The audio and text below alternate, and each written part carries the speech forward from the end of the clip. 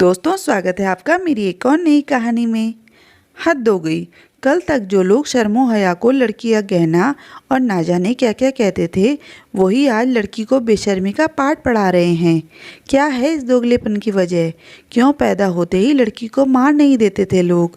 मेरे आक्रोश भरे शब्द कलम से नहीं, भीतर कहीं हृदय से निकल रहे हैं। जहाँ ज्वालामुखी सुलग रहा है, उसी का लावा शब्द बनकर फूट रहा है।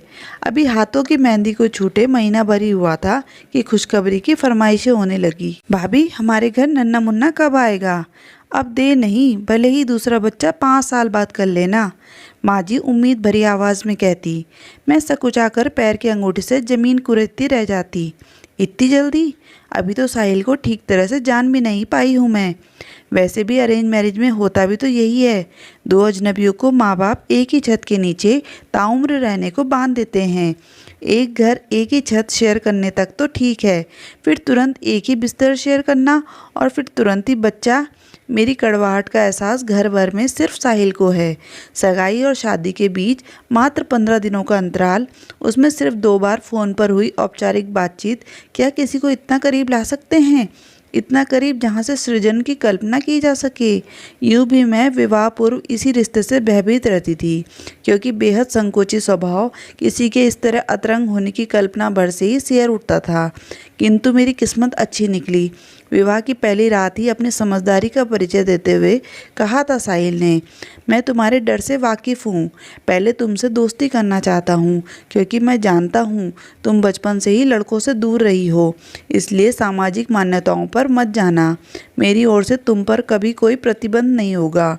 तुमसे गहरा भावनात्मक संबंध कायम करना चाहता हूँ। जब खुद को तुम्हारे भरोसे के काबिल महसूस करने लगूंगा, तभी तुम्हें हाथ लगाऊंगा। अपने अधिकारों का इस्तेमाल करके एक हृदय विहीन तन को जीतना ना प्रेम होता है, ना ही पौरुष। तुम्हें जितना वक्त लगे मैं प्रतीक्षा करने को तैयार हूँ, मगर प्लीज़ कभी भी बेमन से या डर से समर्पण मत करना बाबा। मैं तुम्हारे सच्चे प्रेम का इच्छुक हूँ। मन की दहलीज पार किए बिना मैं कोई दूसरा रिश्ता कायम नहीं करना चाहता। मैं आश्चर्यचकित हो गई। भाभी, दीदी और सहेलियों ने जो पति के बारे में समझाया था, उससे सर्वथा अलग और मेरे मन के व्यक्ति से मेल खाता पति पाकर मैं धन्य हो गई। और फिर 2 ही दिन बाद मैं मायके आ गई। यहाँ भी ससुराल से संबंधित प्रश्नों में पहला प्रश्न यही होता, पति कैसे हैं? मैं ऐसा समझकर जानबूझकर रहस्यमयी मुस्कान फेंक देती। जानती थी कि ये फलसफा किसी के गले नहीं उतरेगा कि हृदय विहीन तन के नहीं, हृदय मुक्त बल्कि प्रेम युक्त समर्पण के इच्छुक है पतिदेव। 2-4 दिन बीते ही थे कि पापा के मुंह से निकल पड़ा, अब तो मुझे भी नाना जी पुकारने वाला कोई जल्दी ही आए भगवान। मैं सोचती रह जाती कि कुंवारेपन में 7 तालों में बंद रखने वाले माता पिता शादी होते ही ये कैसी मानसिकता ओढ़ लेते हैं। जहाँ पहले किसी लड़के से बात तक करना नागवार गुजरता था, वहीं अब किसी लड़के के साथ इतनी घनिष्ठता की कामना करना सिर्फ इसलिए कि उस लड़के ने 7 फेरे लिए हैं उस लड़की से। क्या 7 फेरे ही किसी शर्मीली लड़की की शर्मो हया के द्वार खोलने के लिए काफ़ी होते हैं और किसी अनजान पति नामक व्यक्ति को अपनाने की शक्ति प्रदान करते हैं? मैं जब तब अपनी भड़ास डायरी में निकालती रहती, चाहे पूरी दुनिया मुझे अजीब समझे, मगर साहिल की नज़रों में मैं सही थी। वह मुझे तथा मेरी भावनाओं को पूरा सम्मान देते थे। धीरे धीरे मुझे बहुत अच्छा महसूस होने लगा। उनके सानिध्य में खुद को निश्चिंत और सुरक्षित महसूस करती थी। उनमें मेरे प्रति किसी प्रकार के उतावलेपन को ना पाकर मैं इतनी प्रसन्न हो जाती कि बरबस लिख बैठती। अभी भी दुनिया में ऐसे लोग बाकी हैं जो रिश्तों को ढोते या निभाते नहीं, बल्कि जीते हैं अपनी शर्तों पर, अपने तरीके से। मैं अब साहिल के साथ बहुत खुश रहने लगी थी। अभी मैं वहाँ रमने ही लगी थी कि माँ का मनोहार भरा आमंत्रण आ गया। 3 महीने हो चुके हैं विवाह हुए। एक बार आकर मिल जा बेटी, तुझे देखे बिना मन बेचैन हो रहा है।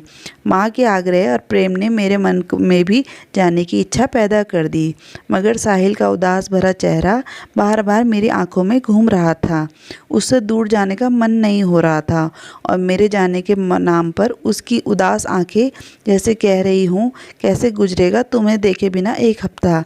शारीरिक प्रेम से पहले जिस प्रेम की कामना मैंने सच्चे सच्चे हृदय से की थी वो हमारे बीच कायम हो चुका था और मन के तारों का जुड़ाव मैं साफ महसूस कर रही थी। यूं कोई अच्छा लगने लगता है, इस कदर भा जाता है कि उससे बेइंतहा प्यार हो जाता है और उसका साथ अनिवार्य लगने लगता है। शाम को चाय और पकौड़े के बीच माँ पूछ बैठी, बेटा 3 महीने हो गए विवाह को, कोई नई खबर? मेरा मन जरा खिन्न हो गया। क्यों माँ, शादी होते ही यही पहली उम्मीद लगाकर बैठना उचित है? क्या ये सब नहीं पूछोगी? हम दोनों कैसे हैं, आपस में मेल जोल कैसा है, वगैरह वगैरह। इस पर माँ हंस पड़ी। तुझे देखते ही समझ आ गया कि तू सुखी है वहाँ पर, फिर और क्या पूछूं? और शादी ब्याह का मतलब ही क्या है? वंशवेल आगे बढ़ाने के लिए ही तो माता पिता बेटे का विवाह करते हैं। वैसे तेरे मन में क्या चल रहा है? अगर फैमिली प्लानिंग का भूत हो तो एक के बाद ही अपनाना वो सब सोच ले। माँ के इस वाक्य पर मैं चिढ़ गई। बस करो माँ, अभी हमने कुछ भी प्लान नहीं किया है, अभी तो हमारे रिश्ते की शुरुआत है। कहते कहते मैं रुक गई तो माँ की सशंकित नज़रों को भाप कर भाभी मुझे ठेलते हुए कमरे में ले गई और कोने में ले जाकर पूछा, सच बताना दीदी, अभी तक? कार में सिर हिलाने पर वो लगभग बदहवास होकर कहने लगी, क्या? मगर क्यों? क्या ये शादी उनकी मर्जी से नहीं हुई? क्या आप उन्हें पसंद नहीं? मैं अवाक रह गई। ये सब आप क्या समझ रही हैं भाभी? हम दोनों एक दूसरे से बिल्कुल अजनबी थे। क्या करीब आने के लिए थोड़ा वक्त नहीं लेना चाहिए? थोड़ा वक्त? 3 महीने थोड़ा वक्त होता है दीदी? ओह, इसका मतलब भाभी भी इसी मानसिकता की है। सोचते सोचते मैं कह उठी, ये मुझे अकेले का नहीं, साहिल का भी निर्णय है। मेरे शर्मीलेपन को देखते हुए साहिल ने पहली बार मुझसे जो कहा उसे अक्षरशः दोहरा दिया, पर इस बात से तो जैसे वहाँ कोहराम मच गया। मेरे शर्मीलेपन को कोसते कोसते बात साहिल के पुरुष ना होने तक पहुँच गई। माँ कह रही थी, अजीब लड़का है। अरे इसने कहा और उसने मान लिया। अरे कमी है उसमें, तभी तो मान गया, वरना ऐसा हो सकता है क्या कभी? पुरुष होकर उसकी इस कायरता के पीछे जाने कौन सी सच्चाई छिपी है। ये दीदी के शब्द थे, कहीं और किसी से तो उसके संबंध में हतप्रभ हैरान मुंह फाड़े कभी इसकी तो कभी उसकी बातें सुनती जा रही थी। साहिल की शराफत को उसकी कायरता, बीमारी, चरित्रहीनता, जाने क्या क्या कहा जा रहा था और मैं अंदर ही अंदर उबल रही थी। तभी दीदी ने एक और विस्फोट किया, तुमने कभी पहल करने की कोशिश नहीं की आभा? तो मेरे सब्र का बांध टूट गया और मैं चीख पड़ी, बंद करो आप सब लोग ये बकवास। क्या दोहरी मानसिकता है?